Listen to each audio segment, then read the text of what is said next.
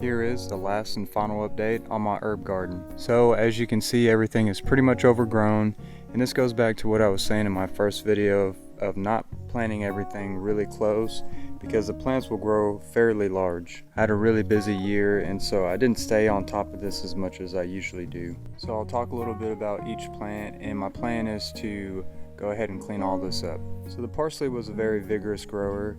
It took up a lot of room in the garden bed, but you could chop this thing back and not worry too much about hurting the plant. The leaves have a really good smell, and I will definitely be planting this again. I dried out a lot of it. The basil is by far one of my favorite herb garden plants. It has grown really well for me over the last 2 years.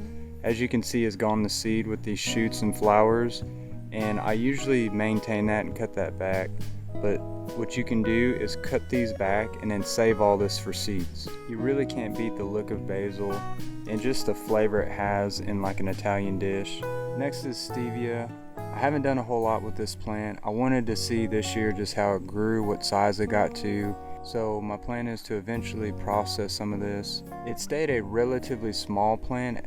It's only about that large, so I could see growing this in a pot again. It's very self-contained. I imagine if you want a lot of this, you'll probably have to plant multiple plants. Next are my 2 lavender plants. Lavender for me has been a slow grower. This middle plant really hasn't gotten that big. It may have kind of gotten choked out a little bit. This outside plant has done really well. So my plan is to leave these in the garden bed over winter and then transplant them elsewhere next year. The green onion has gotten fairly large.